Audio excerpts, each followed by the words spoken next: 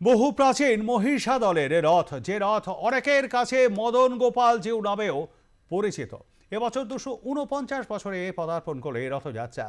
13টি চূড়ার এই রথের রশিতে পড়ল টান। রথযাত্রা উপলক্ষে কাতারে কাতারে ভক্ত সমাগম মহিষা দলে।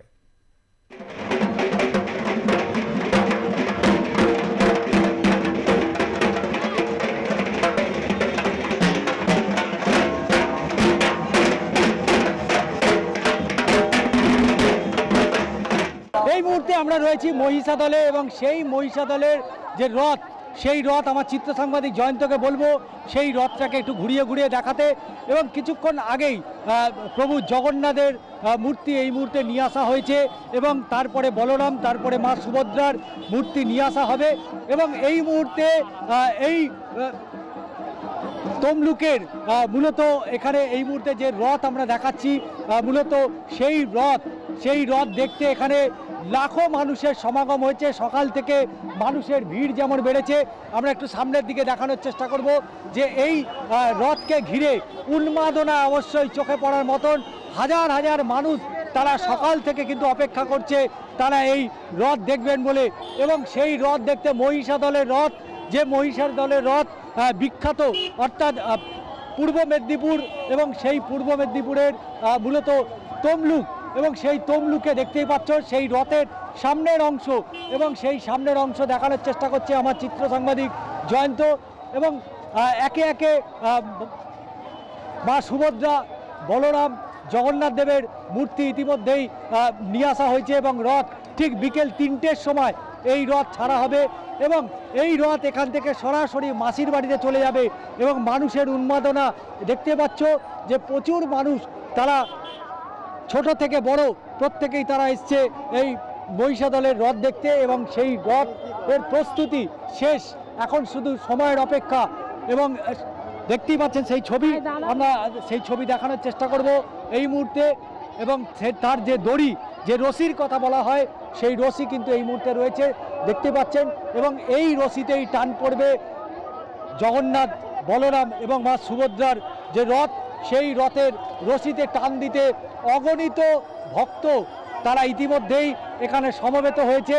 এবং মন্দির যে রথ, সেই রথ থেকে সেখান থেকে বাতাসা ছোড়া হচ্ছে এবং দেখতেই পাচ্ছ সেই ছবি। এবং শয়ে শয়ে মানুষ তারা কিন্তু ছাতা ফুটিয়েছে। ছাতাটা শুধুমাত্র বৃষ্টির জন্য নয়, ভগবান জগন্নাথ, বলরাম এবং সুভদ্রার তাদের যে প্রসাদ, সেই প্রসাদ নেওয়ার জন্যই মূলত এই ছাতা তারা খাটিয়েছেন। আপনি কোথা থেকে আসছেন? আমি কলতা থেকে আসছেন। প্রতি বছরে আসেন? হ্যাঁ, মোটামুটি আসি প্রতি বছর। কেমন লাগে? খুবই ভালো লাগে। ভালো লাগে।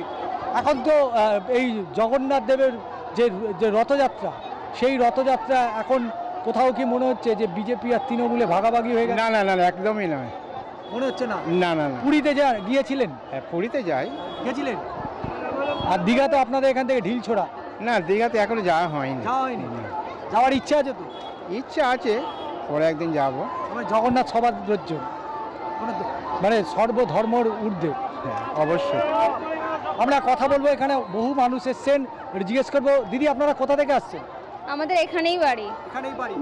প্রতি বছর এরকম দিনগুলো কিরম কাটে, এই রথের দিনগুলো? খুব তো ভালোভাবে কাটে। আর বাড়িতে অনেক রকমের অতিথি সবাই আসে, তো খুব মজা হয় সবার সাথে একসাথে। সকাল থেকে রাত অবধি? সকাল থেকে তার আগের দিন থেকে শুরু হয়ে যায়। কিরকম? এই যে নাম রায়ণ হচ্ছে, ওটা শুরু হয়ে যায় সকাল থেকে। দেন তারপর এখানে এত লোকের পুজো হয় জগন্নাথ দেবের, এইগুলোই হতে থাকে। দীঘার জগন্নাথ ধামে গিয়েছিলেন? হ্যাঁ, পুরীতে গিয়েছে।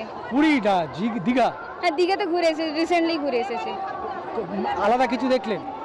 আলাদা ঠাকুর তো ওখানেও ঠাকুর, এখানেও ঠাকুর, সব জায়গায় বিরাজমান।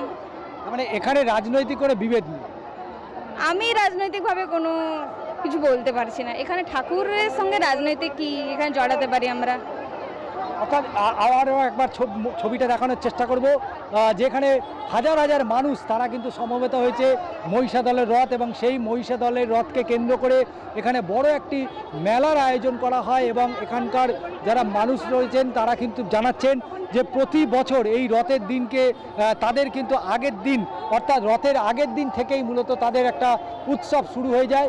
এবং সেই ছবিটাই আমরা তুলে ধরার চেষ্টা করলাম। চিত্র সাংবাদিক জয়ন্ত চক্রবর্তীর সাথে ষষ্ঠী চট্টোপাধ্যায়ের প্রতিবেদন, 8+ নিউজ, মহিষাদল।